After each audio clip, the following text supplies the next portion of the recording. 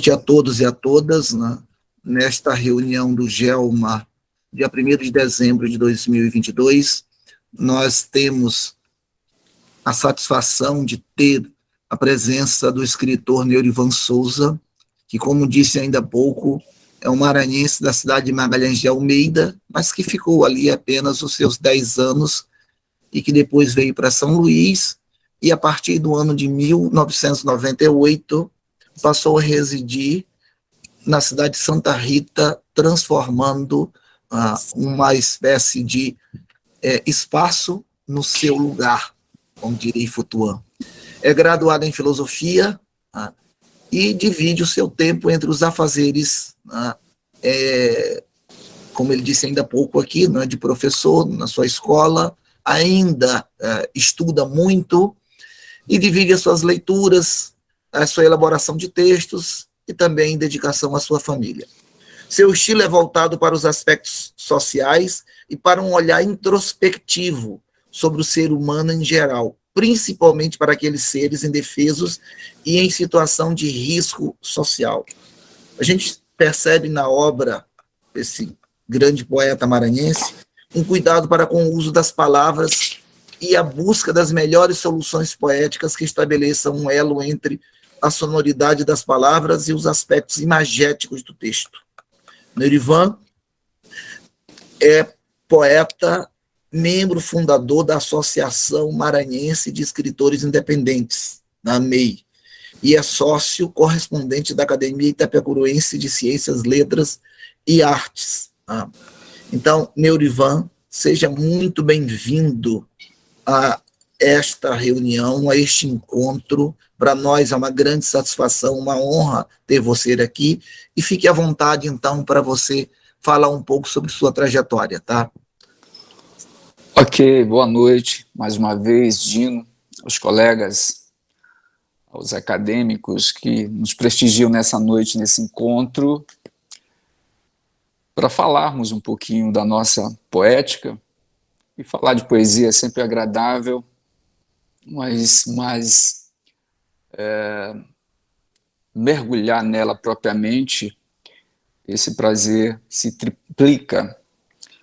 Eu queria iniciar essa fala com vocês, me reportando a José Castelo, crítico renomado, que eu admiro muito, por sinal, quando ele diz: o poeta é aquele que procura o que desconhece, e quando, enfim, encontra, continua desconhecendo. Em um outro trecho, o José Castelo também diz: a poesia não é um tapete sedoso, mas, ao contrário, uma dura estrada de terra, e por isso ela inclui necessariamente a dor. Nela, em vez de se encontrar, o poeta se perde. Bom, nessas duas citações, a gente pode muito bem situar a figura do poeta, o seu ofício, e eu não sei se de fato fui eu que escolhi a poesia ou se foi ela que me escolheu. Nasci em uma cidadezinha banhada pelo rio Parnaíba, Magalhães de Almeida, bastante distante de São Luís, 320 quilômetros aproximadamente. E quando meus pais se separaram, eu então vim com a minha mãe para São Luís, para a capital, e eu tinha apenas 10 anos. Eu trouxe comigo uma infância abreviada. Eu até digo no livro Minha Estampa da Cor do Tempo, não tive infância, tive infartos e infortúnios. Depois de grande, fui aprender o mantra de fazer das nuvens luvas para acariciar o céu na ausência de asas. Fiquei em São Luís dos meus 11 anos até o ano de 97. Em 98, então, por conta do meu lado profissional, prestei concurso aqui para professor na cidade de Santa Rita e vim me aventurar. Não imaginava que aqui as portas se abririam em todos os sentidos e acabei permanecendo e construindo a minha vida, né, não só profissional, a vida familiar. Me identifiquei com a cidade, com a cultura local, e então, após algum tempo, eu resolvi desengavetar alguns escritos, Dino, que eu tinha da época de um adolescente, e eu tinha só duas opções: ou transformar isso em um livro, ou descartar de uma vez por toda. Já me acompanhava há algum tempo e aquilo me incomodava. Como aqueles escritos, digo, tinham um certo valor sentimental para mim, eu resolvi, então, publicar em forma de livro. Naquela altura, eu achava que ali, aquelas linhas, havia algum indício de poesia, né? O livro recebeu o título de Polifonia no Silêncio, Polifonia do Silêncio, e lancei na cidade, isso em 2012. As pessoas se identificaram, eu creio que pela linguagem bem simples, né? E muita gente gostou, elogiou, e aquilo me serviu de incentivo para escrever algo mais consistente. Eu sempre reconheci as minhas precariedades, e ao reconhecê-las, busco então superá-las. Me dou, mergulho e vou à luta em busca dessa superação das precariedades que eu identifico. E quando eu busquei fazer uma oficina literária, na época, com o gaúcho Paulo Bentencourt, que teve um papel importante no início da minha jornada poética, vamos assim dizer, descobri ali que eu não sabia nada de poesia e que naquele meu livro tão amador não tinha poesia alguma. Uma prosa bem simples, uma prosa talvez bem pobre. E aí eu comecei a estudar com ele e a sofrer bastante, né? Porque eu tinha que mandar toda semana uma remessa de 10 poemas, e quando vinha o retorno, a avaliação crítica dele, nenhum era aprovado. E me lembro muito bem, uma frase que marcou foi, uma vez ele disse: Neurivan, eu não sei se eu choro ou se eu rio disso que você escreveu, cara. E aí foi fazendo as ponderações, as considerações críticas, né? E eu sempre disse: mas eu sei que eu posso superar, eu sei que eu posso, eu sei que eu sou capaz. Então eu me desafiava durante a semana a fazer uma nova produção, uma nova remessa. Quando chega na 10ª remessa, aí volta um poema aprovado por ele. E aquilo já foi algo bastante significativo. E eu aprendi bastante com ele, com tudo aquilo que ele me indicava, as leituras. Olha, cara, como é que você quer ser escritor sem ser um leitor? E aí foi o momento em que eu tive que dar uma completa mudança, né, de ressignificar tudo em minha vida, porque eu percebi que eu não tinha poesia coisíssima nenhuma, e também não era um leitor, Dino, mesmo sendo um professor de ensino fundamental séries finais, que lia didaticamente falando, né, preparar as aulas, mas não era um leitor no sentido pleno do que a gente entende, né, essa coisa pelo prazer, pelo encantamento, pelo deleite. E aí eu me lancei nos livros e mais livros, e ao mesmo tempo continuando a oficina com o Paulo Bentencourt. E dessa oficina eu consegui extrair aquilo que ele aprovou dentre tantas remessas que eu enviei, e que se transformou no meu livro Lume, publicado pela Penalux. É um livro que tem um significado assim de deixar um pouco o amadorismo e já uma poesia que começa a realmente ter uma coisa mais consistente, né?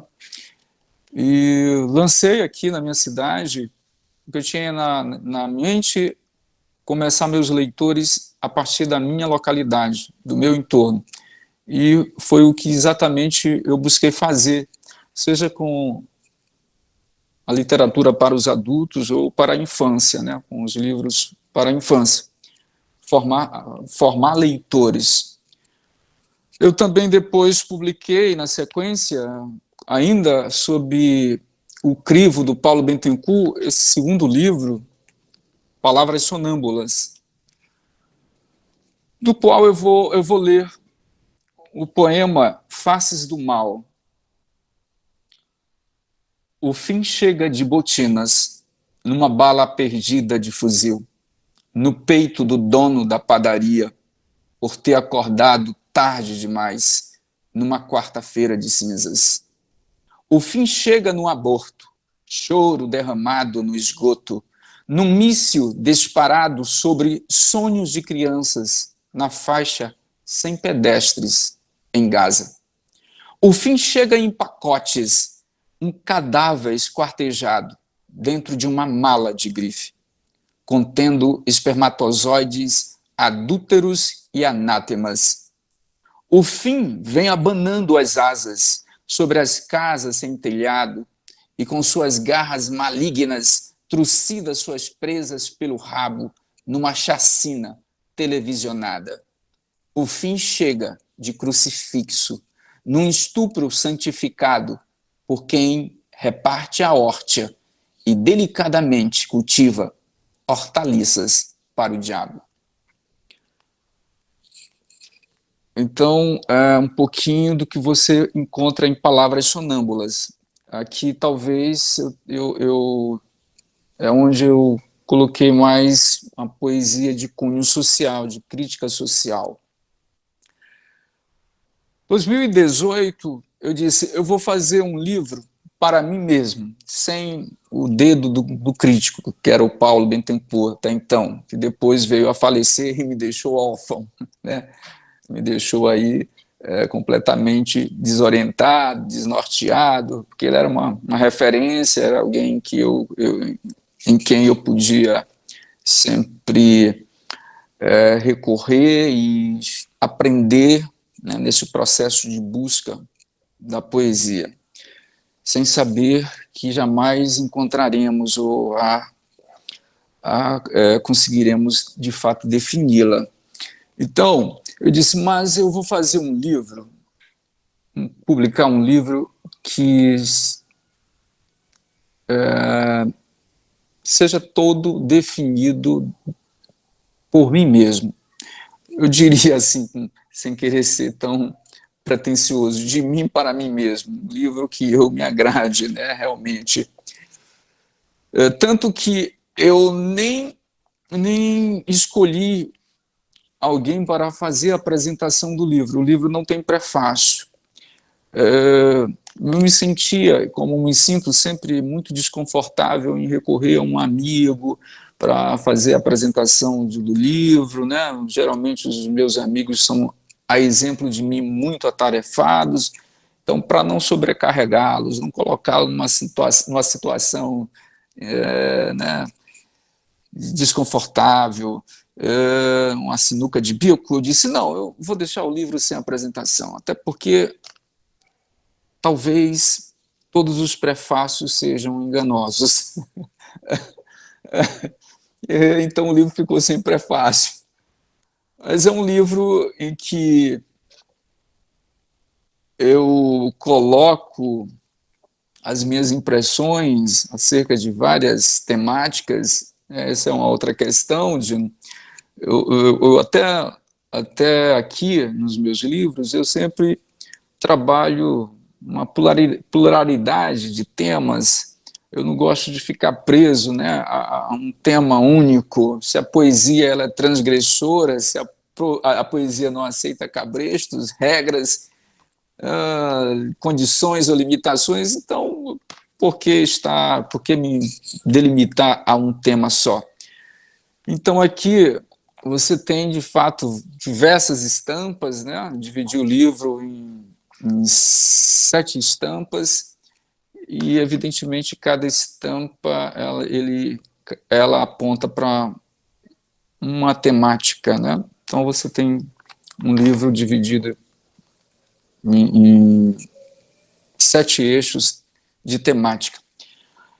Eu vou ler aqui dele, Dino, um poema que o Carvalho Júnior diz: rapaz, eu gostei desse poema teu e tal. Eu acho que pelo senso de humor, né, dessa coisa irônica, ele pontuava esse poema para mim, o nosso saudoso Carvalho Júnior.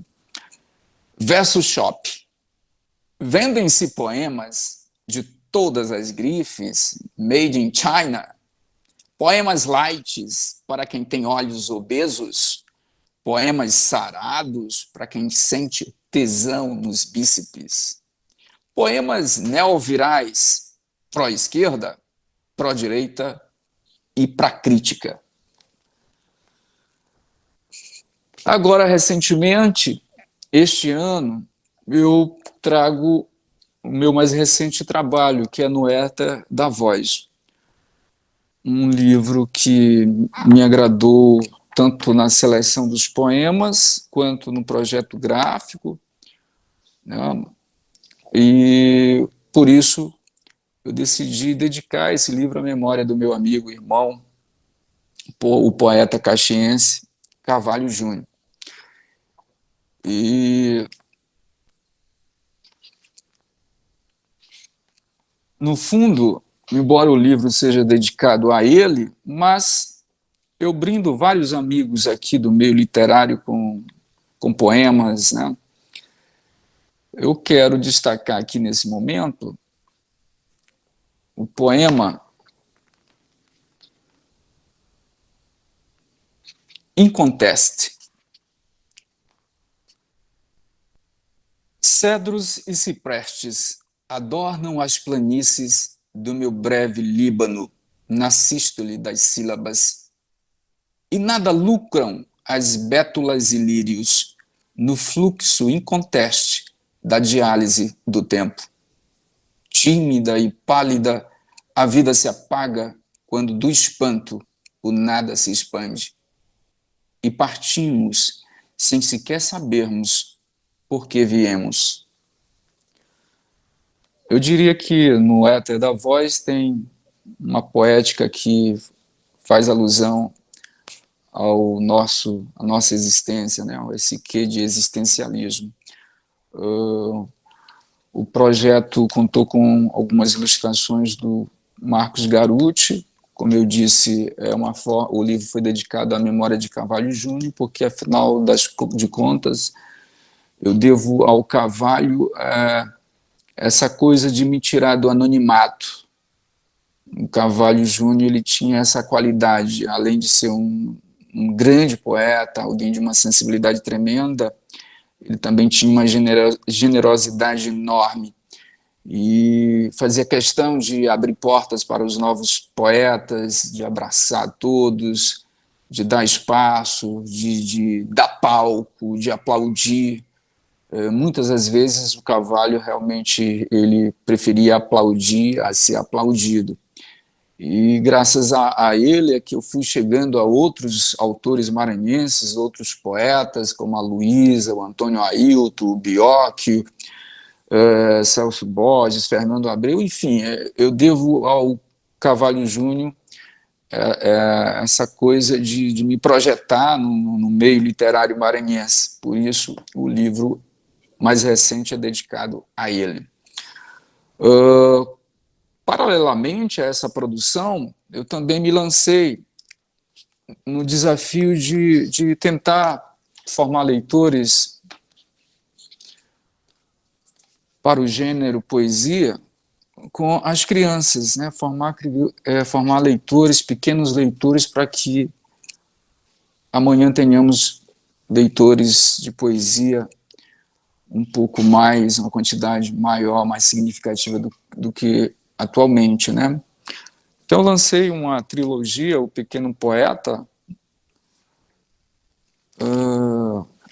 Pequeno Poeta em Coisa de Gente Grande, com o qual eu fechei essa trilogia, e o meu livro mais recente, para o público infantil, infanto-juvenil, é esse aqui, o Ribamar Menino Peixe.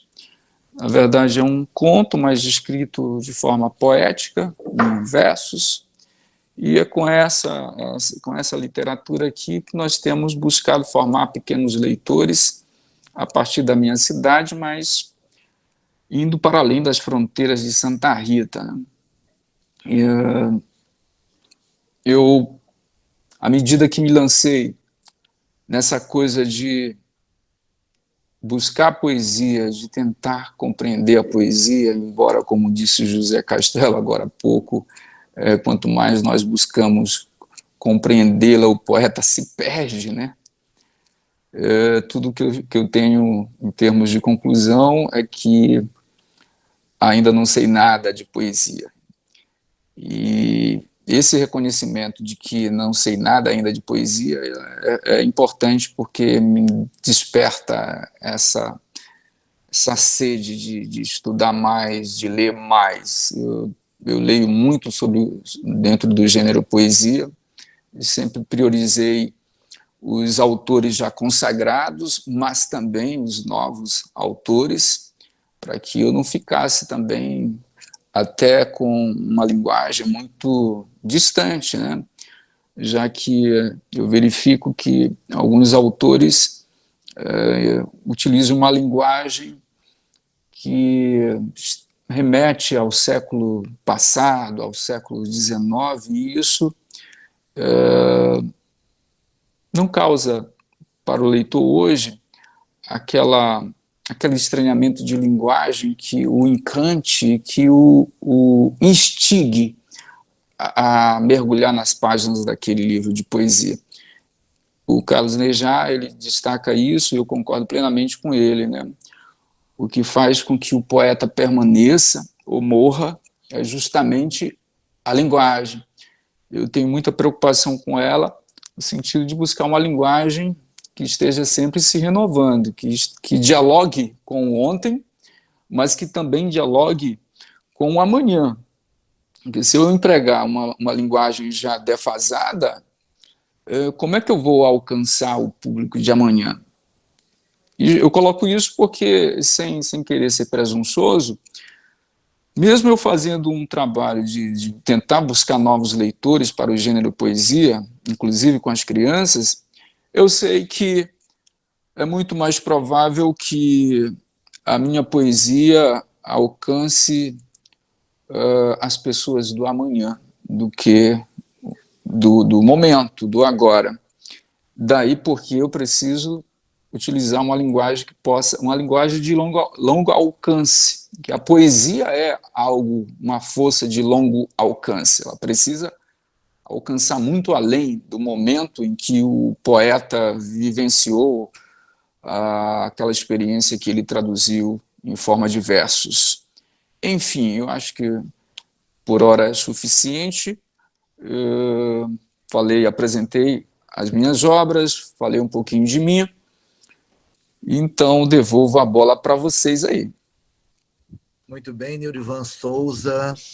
Minha gente, então agora nós vamos para o momento do bate-papo, perguntas, considerações, leituras de algum poema. Então a palavra estará aberta para quem quiser fazer alguma consideração. Tá? E eu começaria, Neurivan, perguntando o seguinte: você colocou no título da sua fala essa questão da inspiração poética, né? E aí me veio uma curiosidade, né? Nesses anos todos, ao longo desses livros que você escreveu, sobretudo o segundo e o terceiro, como é que você chega à poesia? Ela vem como para você? É através da leitura de algum tema? Esse tema incorpora o seu pensamento? Ou é uma imagem que você vê e essa imagem fica acompanhando você? ou é alguma coisa instantânea que vem e você escreve logo? Enfim, o poema fica com você até ser concretizado, ou ele vem e vai logo materializado no texto. E muitas vezes você escreve um poema em mais de uma semana, isto é, você amadurece bem o poema, ou é de uma sentada? Como é que funciona essa questão? Olha, é das formas mais imprevisíveis, inimagináveis, eu diria. Eu não tenho assim uma coisa fechadinha, assim, comigo funciona assim sempre. Não. Às vezes é uma imagem. Vou lhe dar um exemplo. Alguém lá da minha cidade natal publicou no Facebook uma imagem. Era um agricultor com as suas vestimentas simples de agricultor. Ele amarrando um boi numa cerca. E aquela imagem, a forma como o agricultor amarrava aquele boi como sendo a sua única herança, né? Com toda uma ternura, pelo menos na minha ótica, aquilo me chamou muita atenção, aquela imagem, aquela foto. E eu olhava para a pessoa, né, que amarrava aquele boi, e ao mesmo tempo olhava para a figura do animal em si. E eu vi que, poxa, essa foto é poesia pura. Daí, numa sentada, eu consegui escrever o poema aqui do livro No Éter da Voz, da página 38, Fardo, que diz assim: na ponta da corda, um boi de 1000 costelas capina a escassez do dia. Meu esforço se reduz a hectares de tamboeiras, onde a fé não deu grão. Inútil é meu mugido, esse amolar de inchada na quina da miséria. Se o amanhã já expira na cova sem semente, na corda sem novilho. Então aqui é um exemplo de que o poema se materializou assim, desceu, uma só sentada, como você colocou. Mas em outros casos, não, Dino. Eu já cheguei a escrever um poema e no fechamento do poema eu não consegui a palavra certa para a ideia que eu queria expressar. E eu tenho muita preocupação com o fechamento do poema. Eu preciso deixar ali naquele final um efeito como que uma vela que a gente sopra e a chama apaga e fica a fumaça, aquele efeito no ar, né? Então eu prezo muito pelo fechamento do poema. E eu não consegui encontrar essa palavra. E tudo que eu ia fazer durante vários dias, eu fazia, mas pensando e buscando. Eu pensava no poema e tentando achar a palavra certa que entrasse ali. Não tinha que ser uma palavra, a palavra que o poema pede, mas eu não sabia exatamente qual era essa palavra. E eu passei nessa luta, uma semana, brigando, buscando a palavra que fechasse o poema. Quando, de repente, ela veio. E aí eu senti essa palavra. Então eu comemorei como se eu ganhasse um prêmio ali, porque só Deus sabia a minha aflição em fechar o poema e eu não encontrava a palavra. Há outros poemas que vem a ideia. Eu vou aqui, eu estou dirigindo, eu estou dando aula, enfim, eu estou numa atividade recreativa, ou simplesmente deitado numa rede, que é um costume que eu trouxe, né, do interior, da minha gente, da minha raiz, das minhas raízes, das minhas origens, melhor colocando, e ali eu gosto de contemplar tudo que está em meu entorno. E aí, às vezes, cai, né, a faísca. E aí vem uma ideia, uma palavra. Às vezes é uma palavra, ou outras, uma frase. e aquilo eu sinto que dá para desenvolver a coisa. Então eu registro no celular, no papel, hoje eu uso mais o celular, e depois, em um outro momento, eu sento e vou então burilar, né? Eu vou trabalhar, eu vou buscar desenvolver aquela ideia, né? Sem perder a sensação ou as sensações que eu tive naquele primeiro momento, né? Que o Salgado aqui coloca, né, a epifania, depois ele vai para a carpintaria. Então eu tenho esse segundo momento que é realmente a carpintaria mesmo, né, lutar, brigar ali e para deixar a coisa de forma apresentável. Outras vezes o poema não está legal, eu reconheço que ele não está bom, e aí eu deixo ele de molho. Deixo ele lá de molho, às vezes eu esqueço até dele, e lendo ali, vem, e aí eu reincorporo, vamos dizer assim, a atmosfera do que o poema despertou em mim lá atrás, e aí eu consigo avançar. E é uma luta incessante, né? Raramente o poema vem pronto, como foi o caso desse aqui, que foi a partir de uma imagem. Eu estou sempre brigando com o poema, é até curioso e cômico, né? Uma vez eu estava tentando fechar um poema e não, eu já fui me recolher com minha esposa, dormir, e eu estava lá já deitado, pronto mesmo, esperando só o sono chegar, me sedar, e lá vem a ideia. Daí eu me levantei. Minha esposa, mas para onde você vai, Neurivan? Não, eu vou só aqui escrever algo rapidinho, mas volto. E nesse ir, eu voltava, deitava-me e pintava outra coisa.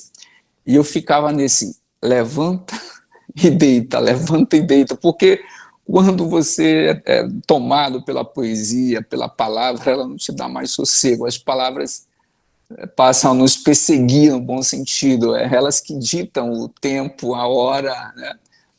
E assim, é mais ou menos isso que acontece comigo, Dino.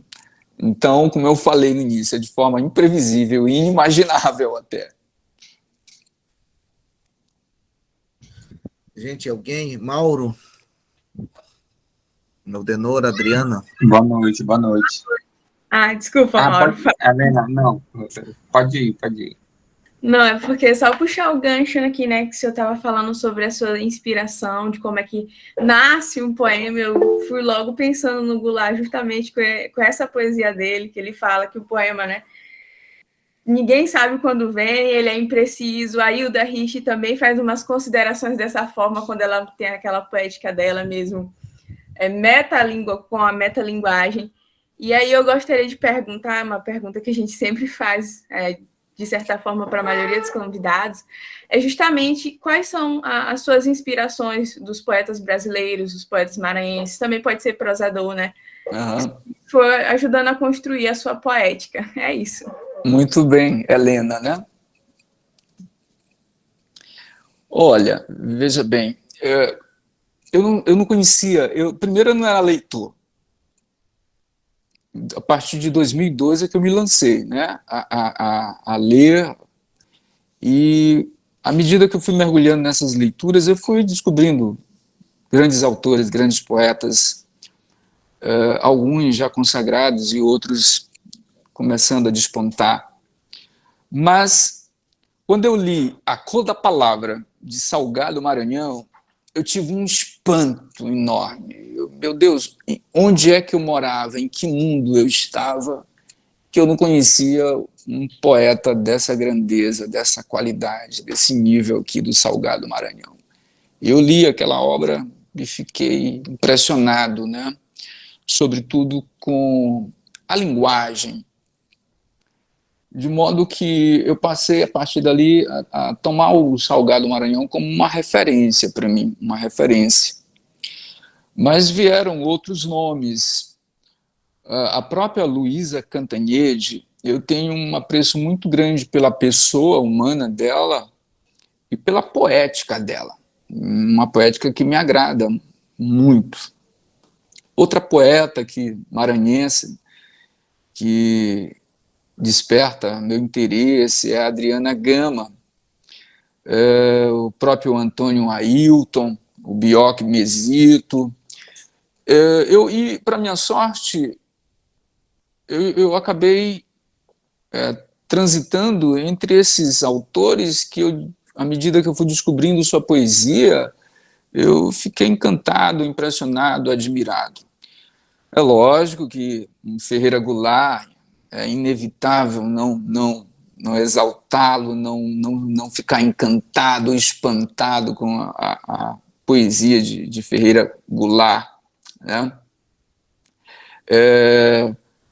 Até fazendo uma volta à pergunta do Dino anterior, às vezes na leitura de grandes poetas ou de um grande livro, de um excelente livro, eu estou lendo e aquilo que o autor disse ali, né, em algumas linhas, em uma parte do poema, aquilo me suscitou uma sensação, uma ideia que desencandeia um poema.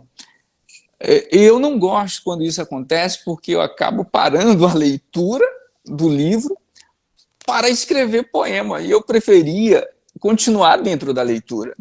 Mas aquilo que o autor ali conseguiu dizer a mim, para além até das palavras, porque eu gosto muito de ler o outro texto, né? Essa coisa de, por trás de um texto, tem sempre o segundo texto, tem o que não é dito.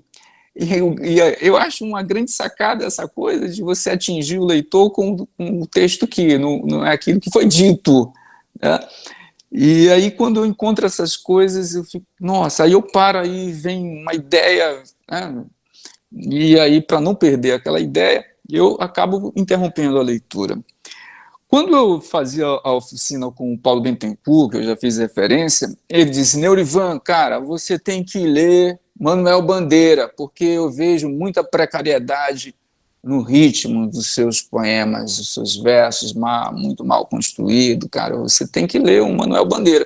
Eu fui ler Manuel Bandeira de, cara, Manuel Bandeira, esse poeta é extraordinário, né? Eu já tinha lido alguma coisa do Manuel Bandeira, mas aquele ler de forma, né, sem se permitir ser tocado pelo texto, né, uma coisa mais pela obrigação, pela questão didática da profissão. Quando eu vou para Manuel Bandeira, eu digo, nossa, eu tenho que ler Manuel Bandeira, toda a obra dele. E eu fui ler toda a obra de Manuel Bandeira. Depois eu fui ler toda a obra de Ferreira Goulart. Ouvia-se falar tanto de Ferreira Goulart e eu tinha constrangimento de admitir que eu não havia lido ainda o Ferreira Goulart. Então eu fui ler esses grandes nomes. O próprio Nauro Machado, né? Admiro a obra do Nauro Machado, mas assim, como diz o Salgado, cada poeta tem suas famílias, né? E eu acho isso um grande barato também. Você tem a sua família poética. E aí você busca se aproximar mais dessa literatura ou desses poetas que você os reconhece como participantes de uma família da qual também você faz parte. Mas sem perder de vista essa coisa do reconhecimento da grandeza do outro poeta, em que você não se vê na família. Eu não me vejo na família poética do Nauro Machado, mas eu sei reconhecer a grandeza, o alto nível, a preciosidade da sua poesia, né? E de modo que, se eu for, me cita uma referência, aí, uma influência, né, que contribuiu nesse processo de inspiração, mas são muitos, né? Eu gosto muito de uma poeta chamada Líria Porto, Adriane Garcia, né? Eu gosto muito das poetas, eu prefiro o termo poeta, tá? Porque olhar pelas lentes das mulheres é uma coisa assim que me chama mais atenção, né? É como se eu tivesse um outro olhar, totalmente diferente, né, do olhar masculino. Eu gosto muito da poesia das mulheres, por isso a Luísa, a Líria Porto. Outro poeta que eu descobri e que de alguma forma também me influenciou é o piauiense Nathan Souza, o paraense Ayrton Souza, também Souza, né? Dois Souzas aí. Então, dessa geração, né? Caras que eu vejo uma poética muito de alto nível e de uma linguagem muito contemporânea, poetas versáteis que eu admiro e que eu tenho que lê-los porque a leitura deles vai acrescentar muito no meu processo. A inspiração não se tem como assim dizer qual é o segredo dela, até porque se disséssemos, se fôssemos capazes de dizer, ela não seria inspiração. Mas eu, desde pequeno, tive uma qualidade de ser um observador, observar. Eu gosto de observar as coisas mínimas, aquilo que passa despercebido no olhar de muitos, então é aquilo que me interessa, é olhar uma pedra e admitir que a pedra fala, ainda que fale dentro do silêncio, ou com o silêncio, ou de forma silenciosa, mas né, perceber um voo de uma andorinha, alguma coisa. E aí o desafio é não dizer as mesmas coisas, não dizer aquilo que todo mundo já disse, né? E aí não é só uma questão de inspiração. A inspiração, como eu digo para os meus alunos, todo mundo pode ter um momento de inspiração, mas nem todos vão conseguir traduzir essa inspiração. E eu só consigo traduzir essa inspiração através da linguagem. As palavras, portanto, é que vão vertir esse sentimento, essa sensação e dar corpo ao que, em tese, se disse inspiração. E eu gosto de observar a vida. A vida é poesia pura, então eu gosto de observar e de sentir a vida no seu todo, em todas as suas cores, todas as suas formas, todas as suas tribos, enfim. Mauro, eu vou pedir licença para você e colocar a Josa Calp logo também. Aí você fica logo depois da Josa Calp. Tudo bem. Olá, estão me ouvindo?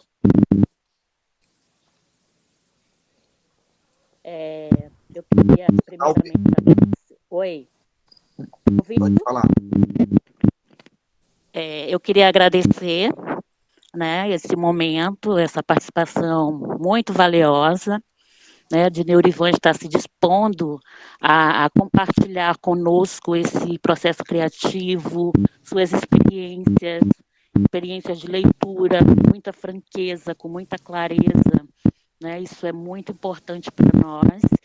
E eu quero dizer que eu conheci Neurivan com obra para crianças, né? Como eu trabalho com crianças, eu estou sempre ali buscando autores maranhenses, né, no sentido de fomentar logo desde pequeno essa questão do pertencimento, né, de que nós temos países, né, que os escritores não estão distantes, que eles estão próximos, que são maranhenses. Então, nesse sentido, eu vou adentrando, e eu tenho um pequeno poeta, o Trey, tenho trabalhado bastante com eles, que a gente chama de leitura para deleite, já aguçando pela poesia, que é algo delicado, né, e que a gente realmente buscar apurar, né, esse de muito cedo. E essa questão do construção poética ligada com imagem, isso é muito importante, principalmente no mundo infantil. A gente consegue adentrar, você faz O ficou bem baixo logo depois. Oi. Teu som Tá ficou bom? bem baixo. Tá bom assim? Então, você vai construindo o poema de uma forma que a imagem vai da cabeça, principalmente da cabeça, né? Que é muito ligada à questão da imagem. Então, eu percebi bastante, gostam muito, e enriquece bastante o momento que a gente tem com eles de adentrar poético, que é tão importante. E aqui no livro, O Pequeno Poeta, você diz: escrever poesia para as crianças é como se vestir de mágico para brincar com as palavras e tirar da cartola risos e espanto. Realmente isso, para tocar a criança, a gente tem que saber por onde caminhar, né? Tem que saber que tem que tocar a imaginação dele, porque eles são férteis, e é fantástico. E eu quero ler um poema em especial desse livro que me chamou bastante atenção. O Milagre. Da terra entre pedras e limo, uma florzinha brota, linda menina. Dias depois, veio mais uma e depois 3, 4, 5, 6, perfumando o quintal. Sopram ventos, de repente borboletas e libélulas passam a dar bom dia. Ora, quem diria? Agora já sou um jardim. Eles adoraram essa poesia. Por isso, ela aqui nesse momento, e mexeu muito com a imaginação, com as imagens, que realmente começou com a florzinha e terminou no jardim. Então, agradecer, né, essa e poder conhecendo um pouco melhor, vendo outros tipos, e os outros 2, porque eu já peguei da trilogia, eu peguei o terceiro, e é isso. Muito obrigada. E quanto à questão do processo criativo, quando você conta, narra aquela história que deitou e levantou, eu lembrei que o poema pode vir no começo de um sonho. Ótimo. Obrigada, viu? Eu que agradeço. Obrigadíssimo.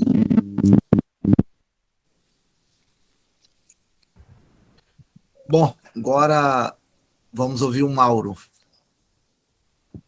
Boa noite, Norivan. Boa noite, grupo. Primeiro, eu vou pedir desculpas que eu não vou abrir minha câmera, que hoje a internet aqui está naqueles dias. Mas ainda assim, Norivan, eu queria... Primeiro, eu queria te parabenizar pela tua jornada de labuta. É muito interessante a gente perceber que há em ti um sentimento de que o fazer literário, e no teu caso o fazer poético, ele não está pronto, e ele nunca está pronto, talvez nunca esteja pronto, né? Por isso, há sempre pelo menos isso nos transpareceu, né? Há sempre em ti um poeta que está em transformação, que está se transformando em algo que é diferente daquilo que foi, né? E esse ponto me é muito caro, porque quando eu me debrucei na pesquisa acadêmica mesmo, para pesquisar os espaços de criação literária, para pesquisar a criação literária de maneira ampla mesmo, para entender como que isso funcionava nos mais variados autores, sejam poetas, sejam prosadores, autores de outras artes também, como é que isso funciona no teatro, no cinema, enfim. A gente percebe que se existe um ponto em comum em todos essas formas de arte, é que o fazer artístico, a criação artística é um processo solitário. E me chamou muita atenção o fato de tu ter compartilhado conosco que os teus primeiros livros foram... esse processo foi compartilhado dentro da oficina, que é um tipo de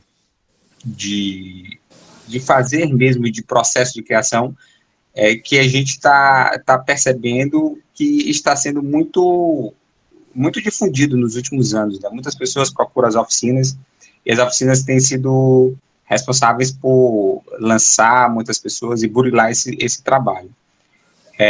O Assis Brasil, lá da oficina da PUC do Rio Grande do Sul, no início do livro dele, ele dá ele faz um comentário que é muito parecido com o comentário que tu fizeste ao comentário da Helena, sobre que o escritor ele precisa ser escritor em todos os momentos da vida dele, porque ele tem a necessidade de uma observação diferente.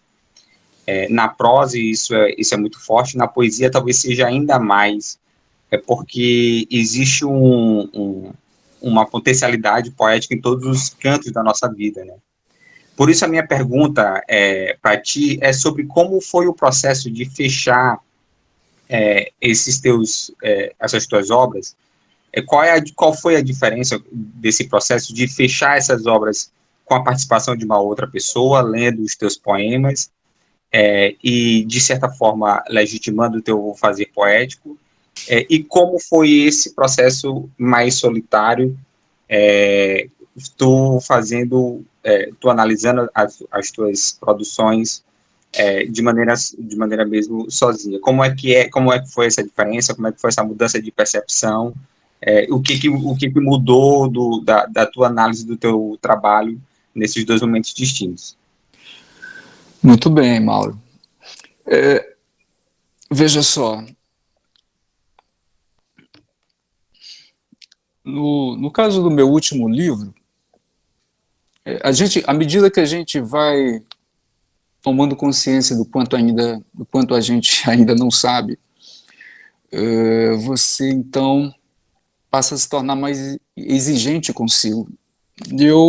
O que a leitura tem feito são coisas extraordinárias, mas tem esse alto custo de também nos tornar extremamente exigente consigo próprio. E essa exigência consigo mesmo me leva em alguns momentos, a essa necessidade de alguém que tem toda uma jornada, uma experiência, né, e um currículo literário bem mais rico, bem mais de longa jornada, enfim, há uma necessidade de alguém poder nos dar um toque, uma orientação, de fazer uma análise crítica, né, desse projeto de livro que você tem idealizado. Eu mandei para o Cláudio Daniel, que é um outro crítico literário, também poeta, eu mandei 100 poemas. Era uma produção que eu tinha feito nesse período de 2020 a 2021, fechando 2021, foi. Eu disse, Cláudio, eu preciso filtrar o que eu tenho de melhor aí. E eu não quero eu mesmo fazer isso. Você poderia me ajudar? Como ele tem se dedicado só a oficinas literárias, né? Então, na verdade, eu o contratei para fazer esse trabalho, de fazer uma avaliação crítica do material e de filtrar para mim, na ótica dele, o que ele julgava de mais consistente para fechar o livro, no éter da voz. E ele mandou. Eu disse, Cláudio, eu não quero um livro que ultrapasse 100 páginas, porque os leitores de hoje são muito preguiçosos quando eles pegam poemas longos e livros grossos, se tratando de poesia, ele já se desinteressa. Então, eu não quero um livro gordo, né, no sentido de folhas. E aí ele meteu a faca, vamos assim dizer, e foi pontuando para mim, por quê? Ótimo, esse não, repensa esse poema por isso e por isso. Quando eu via que havia razoabilidade nas alegações, nas ponderações dele, eu humildemente acatei. Em alguns outros casos, não, eu digo, não, aqui é mais um gosto, né, dele em si do que uma questão de crítica mesmo. E esse poema eu quero esse poema dentro do meu livro, então não vou abrir mão desse aqui, não. Então há momentos que isso aconteceu, poemas que ele disse, não, tira esse, e eu fiz questão, disse, não, o poema fica. Mas na maioria eu acatei, né, por considerar as alegações dele realmente plausíveis. Então me deixo muito aberto a ouvir essa pessoa e também sem me anular, sem me descaracterizar, né? E sem me deixar ser influenciado no sentido de que, poxa, o cara publicou um livro, mas o dedo ali tem um dedo em quase tudo do crítico, do especialista no assunto. Não. Então, só no Minha Estampa da Cor do Tempo eu não quis isso. Há quem diga que o único livro que se escreve para si é o primeiro, né? A partir do segundo já não é para você, é para o leitor. E quando você passa a ter alguns leitores que são exigentes, porque entende tudo de poesia, um Ricardo Leão da vida, que o Dino conhece, que entende, que dá aula sobre o gênero, e aí você tem um cara desse que acaba lhe lendo, então há um peso muito grande, sobretudo com a linguagem, de saber definir os poemas para escrever, formatar, né, finalizar, digo, o livro em si. E aí acaba realmente o livro sendo construído pensando muito no seu público, no seu leitor. E nessa perspectiva, lógico que eu priorizei os meus pares neste livro, mas existem outros projetos de livro em andamento em que eu priorizo novos leitores, né? Novos leitores em que uma linguagem mais descolada, sem, contudo, descaracterizar a poesia em si, porque nem sempre o poema carrega poesia. É o que a gente encontra com frequência nas produções por aí. São textos e mais textos, mas que não carregam poesia. E eu tenho essa preocupação. Por isso estou constantemente buscando as oficinas, até para eu acompanhar toda essa galera que produz hoje e fora do nosso eixo, fora aqui do Maranhão, né? Maranhão, Piauí, Pará e tal. Então eu busco acompanhar todas as tendências para efeito de estar realmente por dentro de tudo, mas buscando trilhar o meu caminho, né? Uma linha própria, com essa preocupação, como já pontuei várias vezes, com a linguagem.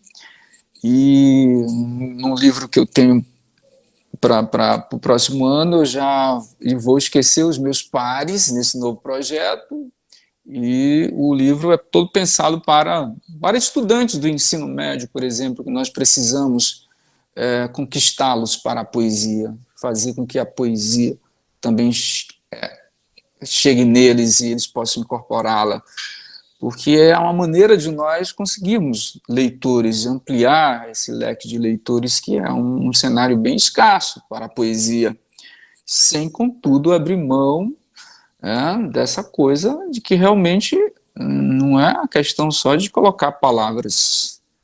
A poesia, ela precisa tem que ter musicalidade. A poesia é imagem, como você colocou agora há pouco. A poesia é imagem, ela tem que suscitar imagem. Esse é um ponto que eu apanhei muito com o Paulo Bittencourt, foi o cara que mais me bateu, no bom sentido.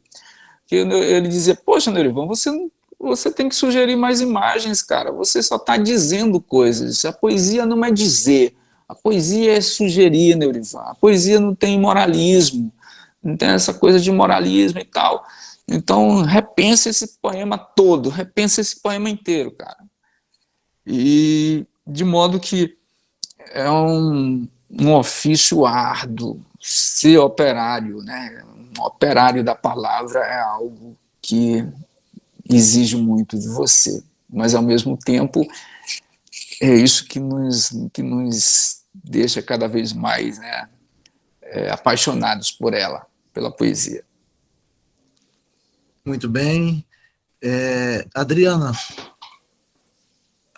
Boa noite. Eu também gostaria de pedir desculpas, não vou ter como abrir a câmera aqui, mas eu até ia fazer a pergunta, mas já foi até contemplada, que era essa questão se ele tinha um propósito de abrir a escrita para outro público, né? E ele falou aí que quer alcançar a galera do ensino médio também.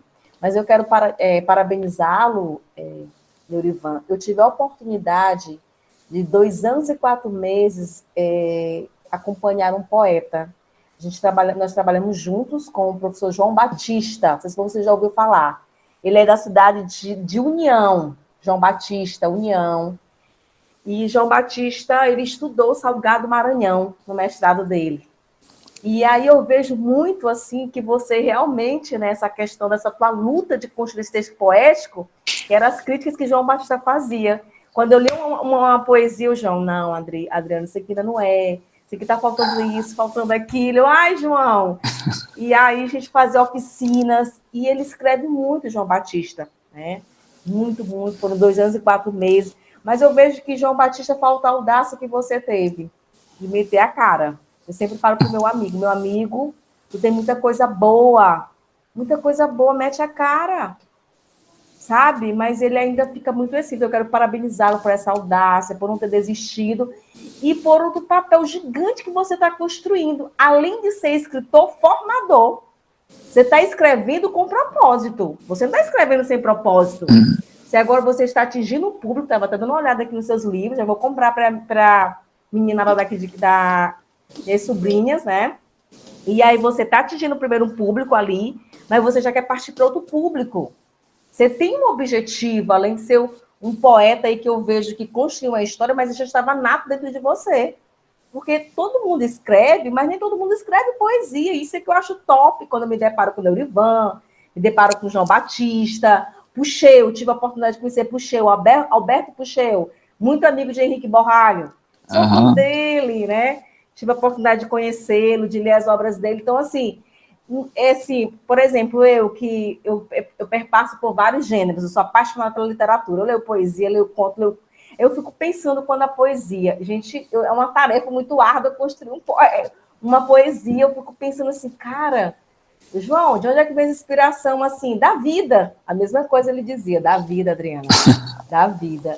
Então, eu quero parabenizá-lo, e a pergunta já foi contemplada, se você tinha pretensão de escrever, já que você partiu para o público infantil, se você ainda permanecer no público infantil, qual o propósito para essa poesia aí para a galera do ensino médio, que a gente está precisando, né? Você trabalha em Santa Rita, eu trabalho em Pedreiras, e a gente vê a deficiência na leitura, né? Não é fácil. Isso. Beleza, Adriana.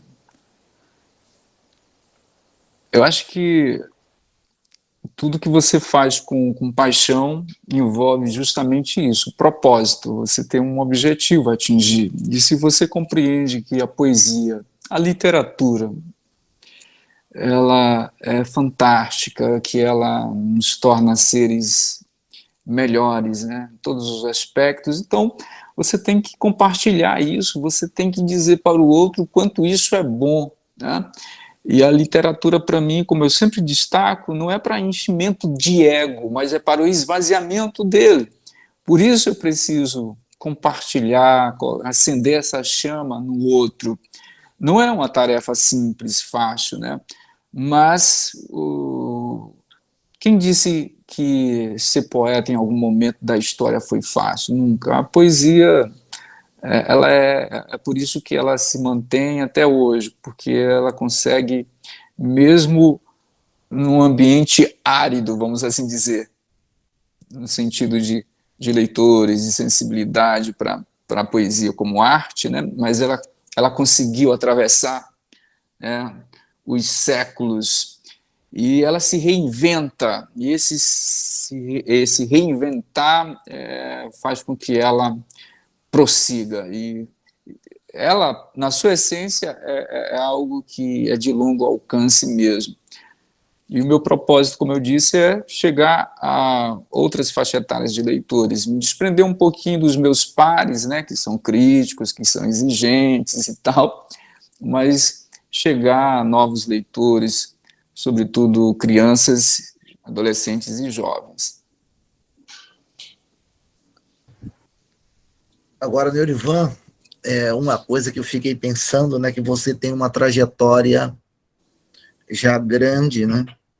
Eu acho que está na hora de começar a pensar num livro que o Mauro adoraria ler, e eu também, que é um livro de memórias, né? Eu acho que o livro de memórias, ele tanto ajuda a você mesmo se encontrar, como dar uma dimensão da trajetória toda, né?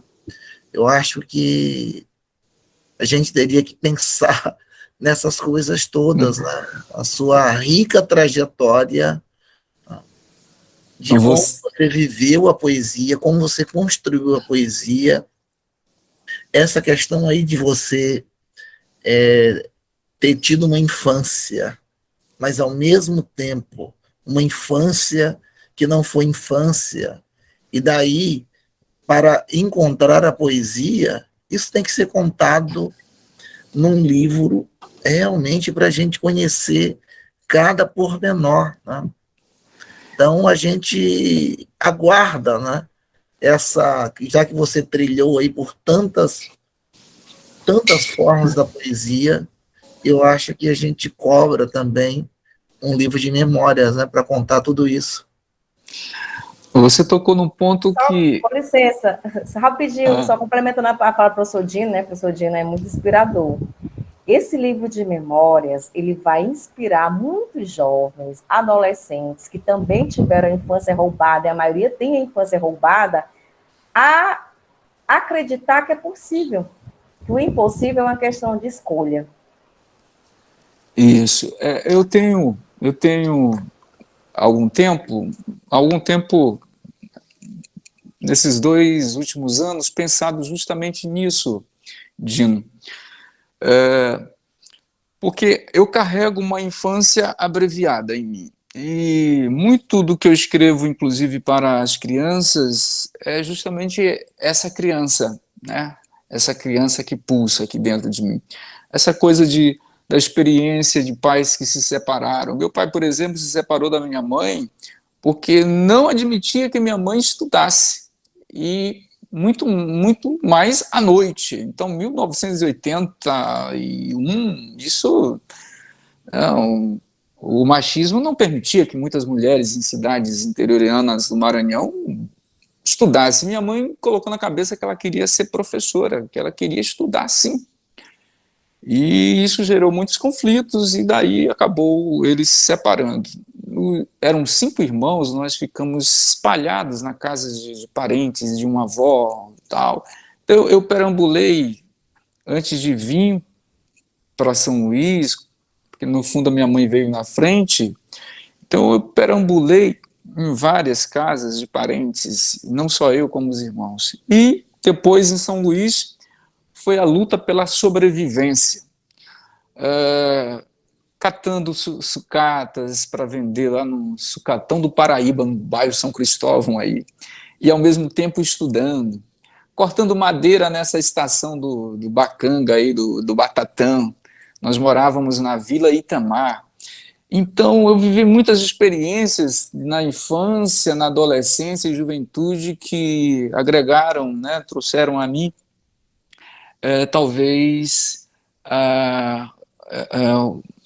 essa coisa que pulsa na minha literatura, especialmente na infantil. E o livro de memórias literárias é um desejo meu, realmente. Eu tenho pensado nisso. E eu coloquei na cabeça o seguinte: para eu começar esse livro, eu vou ter que me distanciar e me ausentar das minhas atividades e me refugiar na minha cidade, Magalhães de Almeida, para eu fazer um retorno, né, no tempo e passar ali um mês escrevendo tudo, trazendo de lá até mais recente. Mas é um livro que vai ser conduzido com bastante cuidado, sem pressa, né? Porque eu espero que seja um livro que ali carregue toda a minha digital, que ali esteja a minha essência do Neurivan e do menino Neurivan que continua aqui. De modo, Dino, que daqui a alguns anos, poucos anos, eu espero, nós vamos sim colocar um livro de memórias literárias, até porque é um gênero também que eu gosto. Eu dou aula de português para alunos dos anos finais, e eu gosto muito de memórias literárias porque justamente mexe comigo, mexe com as minhas raízes, com a minha trajetória em si. E o gênero é um gênero que é atraente para adolescentes, para jovens, enfim. Essas questões todas que você colocou aí, da sua trajetória, que não estava bem claro, né, no começo da sua fala, e que agora você explicou, né, e muitos versos seus, eles se tornaram muito mais claros na minha cabeça agora, né? Essa saída de Magalhães de Almeida aos 10 anos, para você chegar aqui a São Luís do Maranhão aos 15 anos, esses 5 anos em que você sai da infância e já chega aqui na metade da adolescência, e por isso você fala sobre isso, né? Tão fortemente na sua poesia, essa ideia da infância, né? Essa infância que nos é roubada, né? Uma infância roubada, sim. E de maneira em que, depois desses 15 anos, andando por bairros aqui de São Luís, esse trabalho que você desenvolveu, isso me faz pensar agora um outro Neurivan. A gente olha para a sua poesia agora de uma outra maneira. E eu te agradeço muito, né, por você ter trazido a sua forma de escrever e a sua própria vida para cá. Mas você tem um poema para ler aí agora? Do livro Certo. O Pequeno Poeta em Coisas de Gente Grande, tem um poeminha lá dentro dele, à beira rio, que traz um pouco do que você tocou agora e do que a gente está falando nesses minutos finais, dessa coisa de uma criança que não viveu a infância, né, a luta pela sobrevivência, ajudar a mãe. Tá? Meu game, goma de farinha na linha da vara de pescar. Ludibriar peixes é brincadeira muito séria. Afinal, na ponta do anzol, eu fisgo um dia de cada vez. Então aqui traduz um pouco dessa minha saga, né, pela própria sobrevivência. De 84, quando eu cheguei em São Luís, até 1997. Muito bem. Você é de 71? 74. 74. Muito bem. Parece... Pareço mais, né? Mas... Não, eu ia dizer o seguinte, né? A gente sempre conversa isso, eu e Neres, e na cabeça da gente, as pessoas são sempre mais novas. A gente briga que são mais velhas só para fazer mesmo aquela chacota, aquela coisa toda, né? Mas na cabeça da gente as pessoas são sempre mais novas, né? Então eu imaginei que você tivesse nascido em 1980. Né? Não. Em 80. Você falou e aí chegou em 84, eu fiquei imaginando, nossa, então não bateu, né? Mas 74, né? 74. Então, na minha cabeça, quem viveu os anos 80 viveu bons tempos, né? Porque os melhores. Mesmo num grande sofrimento, a gente conseguia ser feliz. É verdade. Mas, Neurivan, olha, nós temos aqui no nosso grupo, tá, uma sorte muito grande de sempre, as últimas quintas, né? Agora foi a primeira quinta do mês, era de novembro, agora dezembro, encontrar pessoas que abrem janelas para a gente entender melhor o mundo. E que esse é realmente o papel do poeta, né? A função da poesia é justamente nos humanizar, como alguém disse ainda há pouco aí no chat, e de maneira em que a poesia, ela está, como toda arte, para nos fazer entender que a vida não valeria a pena sem arte. A vida seria muito dura, talvez chata demais, talvez até insuportável, se a gente não convivesse com a cultura, se a gente não convivesse com a arte. Tá? E ter você hoje aqui, falando um pouquinho da sua trajetória, lendo os seus poemas. A gente já tinha feito algumas leituras aqui de seus poemas, a gente já conhecia um pouco da sua trajetória, mas agora você abriu mais janelas para a gente compreender não só o seu fazer poético, não só como você criou os seus poemas, você publicou os seus livros, mas o que você viu da vida. E nós, na mesma hora, pudemos enxergar esse mundo através da sua ótica, do seu texto, da sua fala, dos seus poemas. Então, nós saímos dessa noite aqui, Neurivan, muito mais humanizados, muito mais conhecedores da essência humana, que esse é o papel seu, essa é a sua função enquanto poeta, é dar ao leitor essa possibilidade da gente enxergar em imagens e palavras esse mundo em que nós habitamos, né? Então, uma grande função que você desenvolve maravilhosamente bem. Então, muito obrigado, mas muito obrigado mesmo por ter aberto um pouco esses horizontes para nós, tá? E a gente agradece muito, muito mesmo, tá? Muito bom. Eu que agradeço daqui, Dino, esse espaço, a gentileza, dizer que você e o Neres desempenham um papel muito relevante, né? É praticamente uma unanimidade por parte dos alunos, dos acadêmicos, Neres e Dino, essa coisa de despertar o gosto pela literatura nos alunos, de recomendar autores, obras, e ao mesmo tempo de abrir espaço para esses novos autores. Eu não sei se tem tempo, eu queria dedicar para vocês que estão aqui um poema bem simples, que é até dedicado para minha filha Adria, Asas do Afeto, que eu acho que a literatura, especialmente a poesia, cumpre muito bem esse papel, né? Diz assim: e riscar o fósforo do sensível no pátio do íntimo para acender uma floresta de pássaros, pois só quando nossos olhos se fazem aves descobrimos que este céu é a bandeira que nos irmana e nos esmalta, num voo que varre tudo aquilo que nos distancia e aprisiona. Sim, os pardais, as garças brancas, as andorinhas, araras azuis, todas as plumagens nos ensinam que a paz se faz quando as mãos se dão em asas de afeto e diálogo. Muitíssimo obrigado por esse afeto demonstrado da sua parte e dos colegas aqui para com a minha pessoa.